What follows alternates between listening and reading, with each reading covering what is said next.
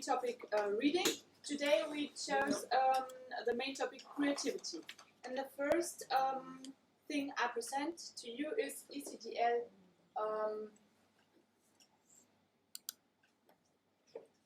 inclusion.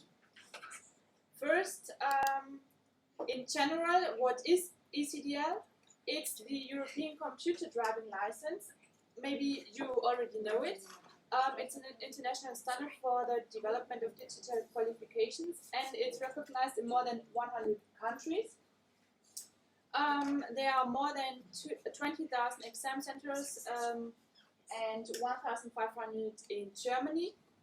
The exam you can do in more than 40 languages, and there are more than 40 million examinees.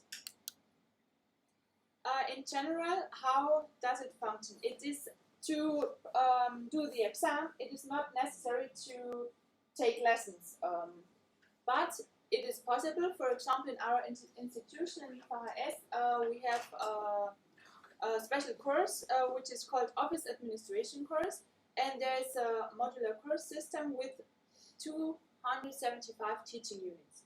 The exam is completely online and consists of different parts, but I took the 5 main parts, of which everyone takes approximately 45 minutes. The first 4 parts, which consist of computer essentials, online essentials, word processing, and spreadsheets, is the basic exam which you can do, and you receive a basic certificate. This is an example of my colleague Simone, and the advanced exam, it consists of presentations.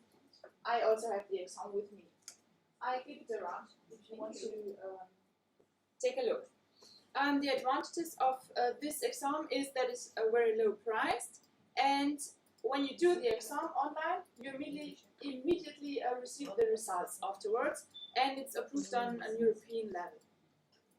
And now the special thing about inclusion, because you can do the exam also when you have visual, if you're blind or person with visual impairment or deaf persons.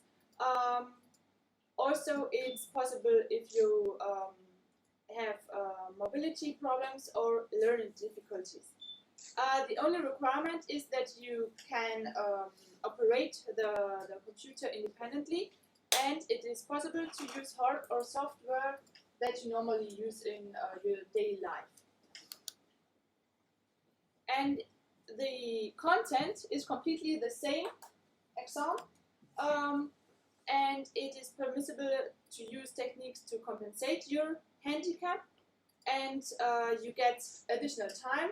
I show you on the next slide of which time it is. Then it is permissible to do the exam also at home or in your special care home. And there are special exams for blind persons, and it's also permissible to use a sign language interpreter. And here you can see the additional time which is possible when you are, for example, deaf. You get an additional 25 minutes, and so on. Well, that's the first thing I want to present to you now. I present to you a special project which is called Rollicam. It means Rolli is a Rollstuhl in German, which means a wheelchair, and cam for camera photograph. It's a very unique group which is in Viechtag in the Lebenshilfe. And it all started in October 2015 with the idea of those 2 men. This man is Mr. Buschkemper, the head of Lebenshilfe, a special institution, and the other man is the manager and leader of the total group now, Mr. Neumann, Klaus-Dieter Neumann. And the idea started when Mr. Buschkemper asked Mr. Neumann whether he can imagine to do a special project with the 3 guys you saw in the beginning, because when they can come to the Lebenshilfe in Fichte, they can stay at home. If the project would not have been realized, they would have gone to another school far away from their home. So they could incorporate the 3 young adults who have very different extreme physical disabilities. And they started the creative project with photography because only when you have a wheelchair doesn't mean that you can't take photos. And it is very necessary that there are creative solutions from Mr. Neumann, because on the next slide you can see the first 3 young adults, and I explain to you the different techniques. Sebastian uses a special sensor, photo sensor, with his elbow. He takes the photos with his elbow. Caroline has a special food board to use for the photos, and Alex is using his smartphone to take the pictures via Bluetooth. On the next slide, you can see Helmut. He uses a cable remote control release, and Julia also uses her smartphone to take the pictures via Bluetooth voice control. Every time she says cheese, it takes the picture. The current procedure is that they meet on a weekly basis, and then they do some excursions for the photos, or they edit the pictures or discuss different orders they have. The photos you can see on the side are photos of the exhibition who took place in our institution in the VHS in the year 2017. And they also had different projects to check the accessibility, for example, in the National Park or other places. Also, they went on the mountain Aber and took pictures on the peak there. And next year they want to do the same on the mountain Dreisessel. At the moment they are creating, or in the end of the creation process, of a calendar for the next year, which they present next week. And they also have a website and Facebook. On the next slide you can see this is the homepage, the website, and their Facebook. And this was the article when they did the exhibition in our institution, the VHS. And it's very impressive. The father of the boy. This one is the father of the boy, and this is Mr. Neumann, the leader of the group. Yeah. That's it.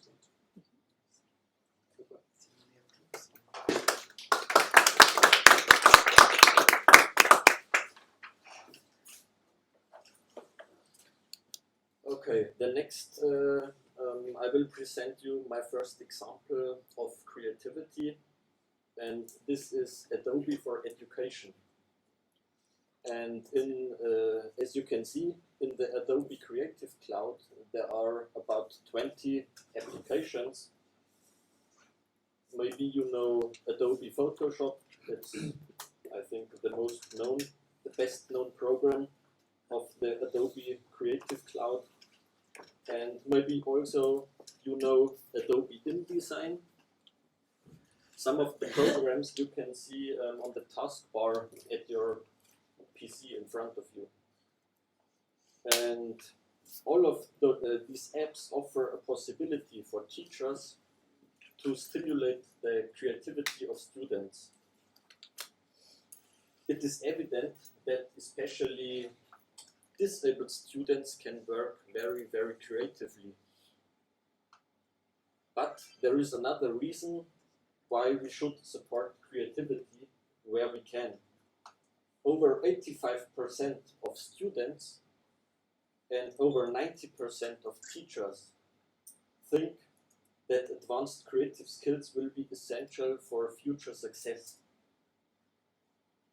Of course, there will be many other important skills. There are many other important skills like communication, collaboration, or emotional intelligence, as Farad said yesterday. But to solve complex problems, to solve difficult situations immediately and cleverly, you need best possible creative skills. Note this, nearly all teachers think that their students will have careers that do not exist today.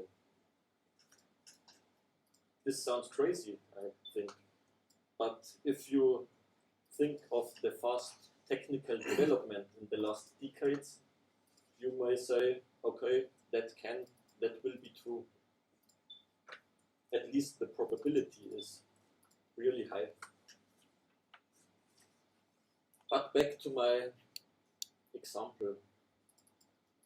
A teacher in Germany, in our neighborhood in Fichtbach, used Adobe InDesign to create QR codes with his students.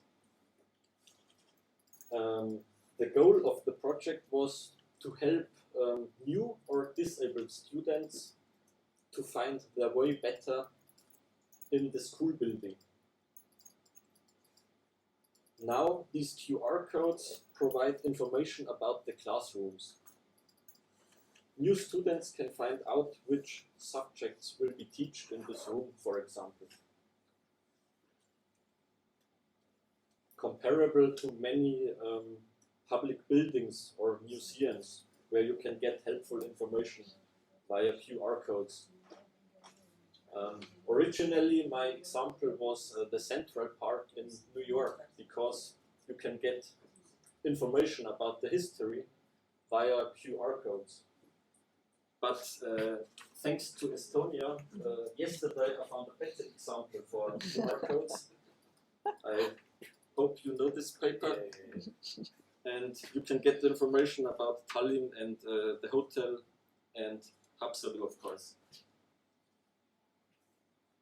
And maybe it will be normal one day that students point their mobile phones at a PowerPoint presentation to download it, or to save internet links for later use. So there will be a progress, of course, and in the development. One of the largest barriers still preventing people from using QR codes is still a lack of awareness of the technology. But especially for disabled people, QR codes can be very helpful and can provide easily instant access to information. The keywords here are, of course, inclusion and accessibility. I will refer to these keywords later.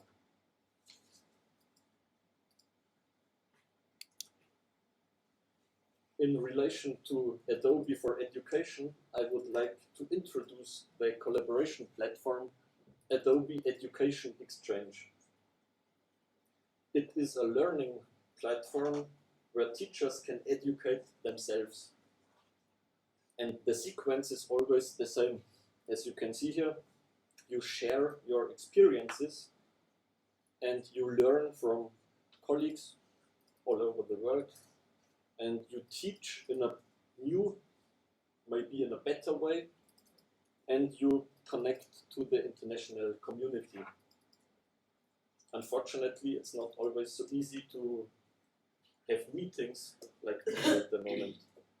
So the technique can help us in the best way. The main goal of this is to train creative problem solving.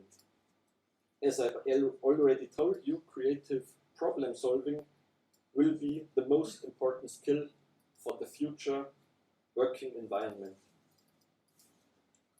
And the platform provides tutorials, project examples, and teaching materials. So you can share everything. and the platform offers workshops for teachers, especially to deepen and to expand the own know-how in dealing with specific programs. You surely know that when you try a new application or a new program, at the very beginning everything is confusing, and especially video tutorials are very helpful to make the first steps,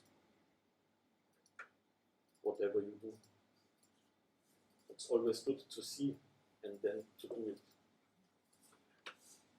Okay, now my colleague Doris will show you the story of a disabled student, and then I will come back. Okay. I found a nice example of a young man. He's now 17 and he's in secondary school. He's really a smart guy. He's blogging and he's working as an online journalist, but he has some disabilities and therefore he needs assistive technology, and I will show you some examples. We put it into this part of creativity because it very nice shows that you cannot make one solution for a lot of students, and especially when you have students with handicap or with disabilities, you have to look very clearly what this student needs, and we will look at this. Now Tobias is severely disabled. He is nearly blind on one eye. He's got problems with fine motor skills. Therefore, he cannot write with his hands. He has to write on the computer from the first class on. That means from the primary school on. And he has dyscalculia. And now we will look at what technical devices and tools he uses to that help him. At first, he isn't able to, in physics, when the topic was electricity, he wasn't able to draw the electrical circuits, and therefore there is a website of the University of Colorado where you can interactive simulate these circuits, and it's a nice tool. I will not show it now. It's the link is here, and you can have a look if you're interested. And the next one, the same is with the music notes. He also uses the open source program MuseScore, so you can easily write in this program on this website, and it's very helpful for him. He has the biggest problems with reading, because at school you have to read obligatory books, and they are provided as paperback, and the type size is very small. That means when you don't see quite properly, then you have problems with it, and therefore he uses an ebook reader where he can increase the type size and increase the contrast, because you can also the light, you can increase the light, so that he can use this for reading. And he also uses organization of international libraries. It's called online.net, where he can borrow digital media.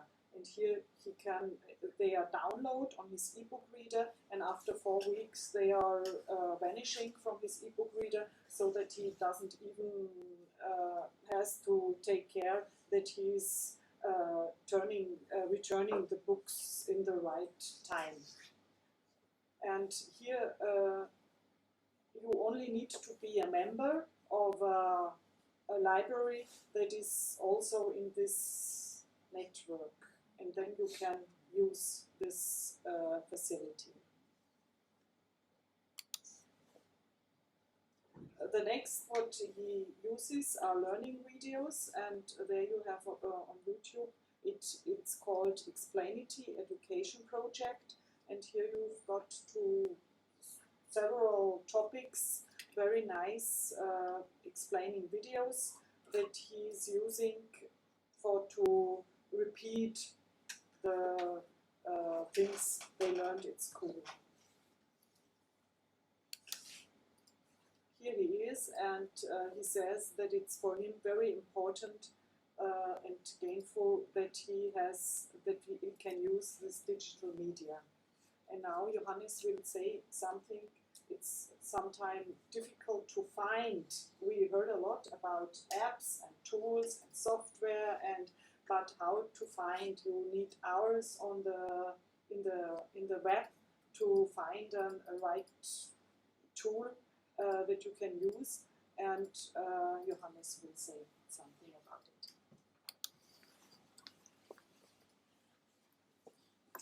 So to find out what kind of applications are useful in individual cases, a database is the most helpful thing, I think.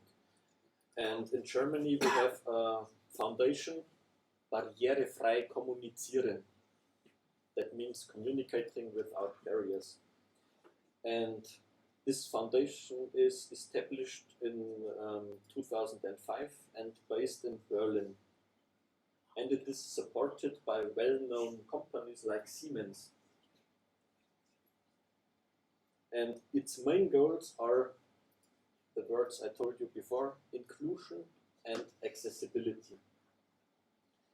With the help of fitting apps, disabled people can get information about accessibility at different venues. And computers can read texts for blind people or people with a learning disability. And the most helpful point, computers can give a voice to people who cannot speak out loud lingually. Think of Stephen Hawking. And the foundation carries out different projects, for example, a test center where you can try these techniques, and the database.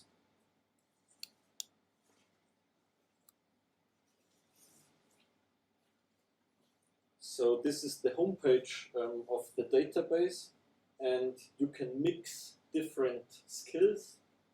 On the left side, as you can see, reading, writing, learning, moving, controlling, playing and communicating. And on the right side, you can see different types of disabilities. For example, blindness or hearing impairment or learning disabilities or immobility. And I have two examples here. If you choose, for example, reading on the left and learning disabilities on the right side, the search engine will find, among other things, Balabolka. It's the name of the application. And it's a free screen reading app that is available in different languages. So the search engine and the homepage is only in German, but the programs are available in different languages.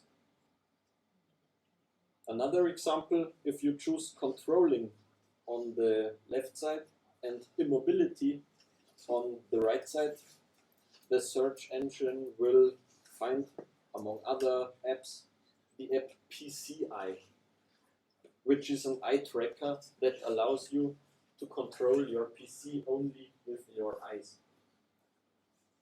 Maybe you know the Tobii eye tracker because it's already supported by Microsoft and part of Windows 10. You only need to buy a device, I think, for $200, and then you can control your PC only with your eyes. as I found out, it works very well.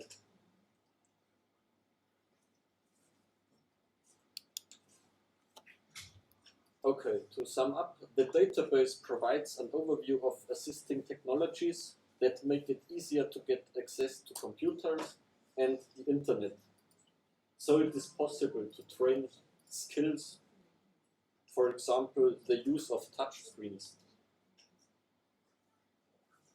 These technologies can help people with disabilities or limitations because of illness or age when using computers, the internet, tablets and smartphones. Think again of Stephen Hawking. Even the pictures for you. We just talked in the break about Stephen Hawking by chance. Thank you. And the third one, this database can be very helpful for communicating and for the exchange of information as well. Because of this, the database is still growing and growing, and companies can contact the foundation and upload some information about the apps and internet links, and many of the apps are for free. For some apps you have to pay, but many of them are for free. But never forget the essential rule when teaching disabled people. As we said yesterday, disabilities are very individual. So you always need individual solutions. And as Farad said yesterday, it is the best to work one-on-one with the disabled student, because he's a human being, but the technologies can make the gap smaller between me and the student. And if you have the chance to make the gap smaller, you should use the technology and you should take that chance you have to make the gap smaller.